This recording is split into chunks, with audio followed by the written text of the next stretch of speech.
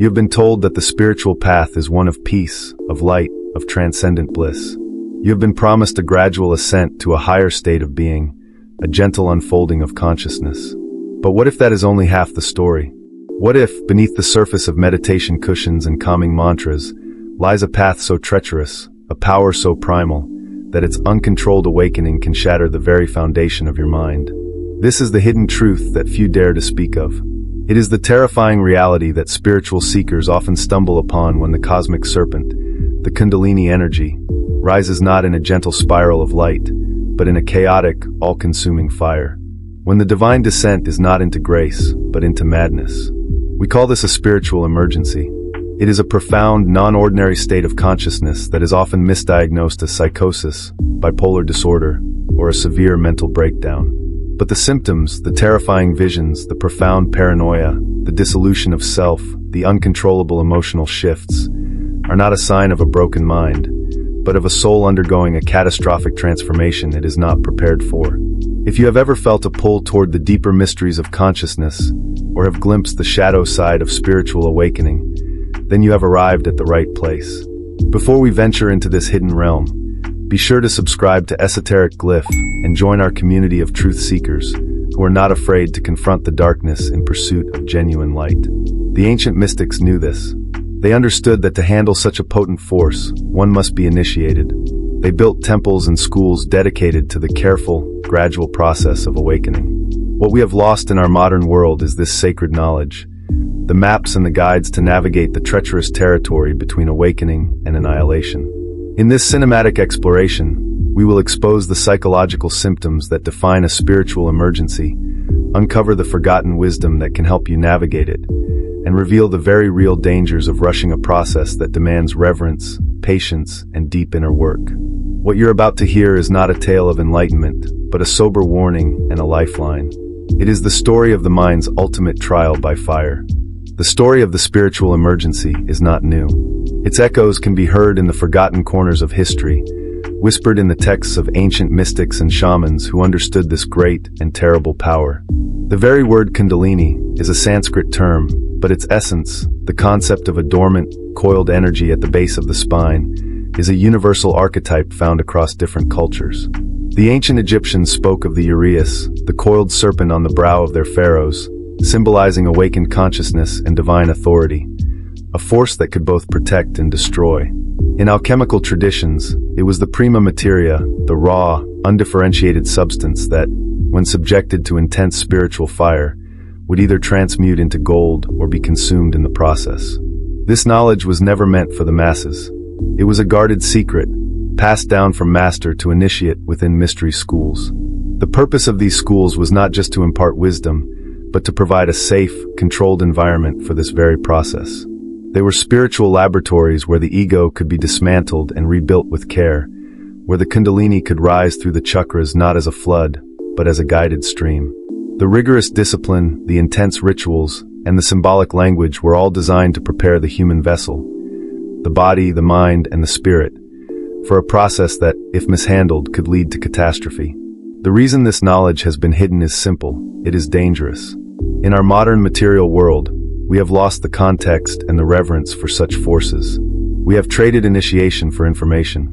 We believe we can awaken this primal energy by simply reading a book or attending a weekend workshop, without the years of preparation, the ethical codes, and the guidance of a true master. This modern rush to spiritual enlightenment, ungrounded and undisciplined, is precisely why so many are now experiencing the harrowing symptoms of a spiritual emergency. We have opened the gates to a power we do not understand, and have forgotten the maps left by those who walked this path before us. We see the symbol of the serpent as a myth, but it is a blueprint for the most potent force in the human system. Now let's venture into the storm itself, the inner landscape of a spiritual emergency. When the Kundalini, this potent, divine fire, ascends without proper container or preparation, it can manifest not as enlightenment, but as an overwhelming psychological and physical crisis. The first and most terrifying symptom is often a profound sense of ego dissolution. The very I that you have known your entire life begins to fragment and dissolve. Your sense of identity, your memories, your name, they can all feel like they belong to a stranger. This isn't a peaceful merging with the universe. It's an experience of being unmoored, of watching your self-concept disintegrate in real time, often accompanied by intense anxiety and a fear of completely losing your mind. But it goes deeper. This psychic unmooring is often coupled with a powerful influx of archetypal energies. You might find yourself flooded with visions of gods, demons, ancient symbols, and archetypal battles. The veil between the conscious and unconscious mind becomes thin to the point of non-existence. This is where the distinction between a spiritual crisis and a psychiatric one becomes blurred. A psychiatrist might label these as hallucinations or delusions, but to the individual, they are living, breathing realities, powerful symbolic narratives playing out in their consciousness.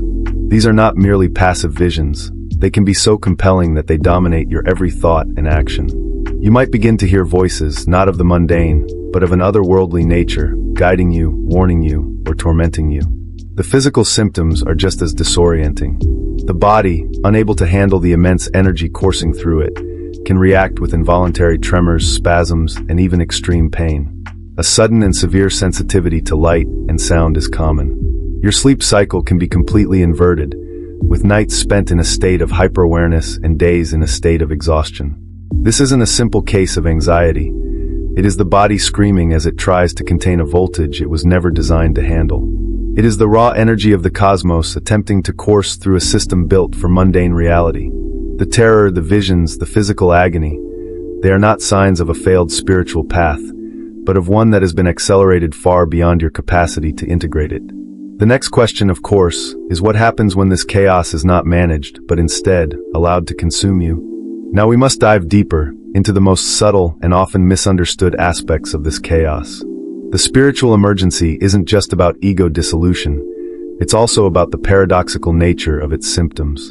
For instance, alongside the terror of a crumbling identity, an individual may experience a profound sense of cosmic unity. They might feel deeply connected to everything, the trees, the stars, the entire universe, but this isn't the blissful oneness of a saint. It's an overwhelming, uncontainable flood of information and sensation that can feel like a complete loss of personal boundaries. The ego is no longer there to filter the universe, leaving the psyche exposed and raw, a sensitive antenna picking up every frequency without a tuner. This often leads to the phenomenon of psychic opening. The individual may suddenly become clairvoyant, clairaudient, or hyper-empathic. They can see auras, hear thoughts, or feel the emotions of others with an intensity that is both undeniable and unbearable. This is not a superpower, it is a burden. Lacking the training to ground and protect themselves, they become spiritual sponges, absorbing the collective pain and psychic static of the world. This can lead to intense paranoia, as every room and every conversation becomes a cacophony of unseen energies. Another core symptom is the intense and often terrifying re-experiencing of past traumas. The Kundalini energy, as it rises, acts like a spiritual vacuum cleaner, pulling up all unprocessed emotional baggage from the unconscious mind. This is often misconstrued as a mental breakdown, but it is actually the psyche's attempt to cleanse itself. However, without a guide or a container, these buried traumas can surface with a force that feels like the original event is happening all over again, overwhelming the individual and making them feel completely unstable. The paradox is clear. The same energy that can lead to ultimate liberation can, if mismanaged, lead to profound psychological suffering. It is a fire that can either burn away the dross or burn the house down. What we must understand now is how to safely harness this force to prevent the conflagration before it starts. So how do we navigate this labyrinth? The key lies not in suppressing the energy, but in grounding and containment. Think of the body not as a fragile vessel, but as a circuit. When the voltage of Kundalini is too high, it blows the fuses. To prevent this, you must build a stronger circuit. One of the most vital practices is physical grounding. Simple, powerful exercises like walking barefoot on the earth, gardening, or any activity that connects you to the natural world can help to discharge excess energy. The earth itself acts as a massive spiritual capacitor, a stabilizing force that can absorb the chaotic overflow and bring you back into equilibrium. Another crucial technique involves breath work and focused meditation, but with a twist. Instead of simply allowing the energy to rise, you must learn to consciously direct and contain it. A powerful, yet often overlooked, method is focusing your awareness on the lower chakras, particularly the root chakra. Visualizing the energy sinking down, deep into the earth, can be far more beneficial in a spiritual emergency than trying to push it higher. It's about consciously choosing to build your foundation rather than reaching for the heavens. The most profound application, however, is the internal integration of paradoxical emotions. When the ego is dissolving and you're flooded with both terror and cosmic unity, the instinct is to fight one and cling to the other. The true path is to embrace both. Sit with the terror, not as a victim, but as an observer. Allow yourself to feel the fear without judgment, and allow the sense of unity without getting lost in it. This practice, known in some esoteric traditions as holding the tension of the opposites, is the alchemical fire that transmutes chaos into wisdom. It's the difference between being a victim of a spiritual emergency and being an initiate who is forged by it. The goal is not to escape the process, but to become a master of it.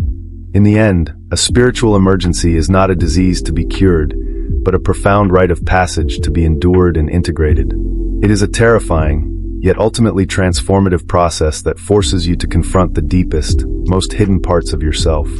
We have journeyed through the anatomy of this phenomenon, from its forgotten historical roots in ancient mystery schools to the terrifying psychological and physical symptoms it unleashes in the unprepared modern mind. We have seen how ego dissolution, archetypal floods, and psychic opening are not signs of madness, but the raw, unrefined energy of a spiritual awakening gone haywire. The key takeaway is this: the goal is not to avoid the fire, but to learn to become the alchemist. It is to find the courage to sit with the paradoxes, to ground the immense energies, and to stop chasing a blissful fantasy and start doing the real, difficult inner work. This process, though painful, is a furnace that can forge a new, more integrated, and far more resilient version of yourself. True awakening isn't about escaping reality. It's about seeing it for what it is, in all its darkness and its light. The spiritual emergency is a wake-up call from the universe itself, demanding that you stop being a passenger in your own life and start taking the helm. This journey is just the beginning. The hidden library of esoteric knowledge is vast, and the paths to authentic freedom are many. If this call to inner work resonates with the living spark within you, I invite you to join our community. Subscribe to Esoteric Glyph and continue this exploration with us. The real work starts now.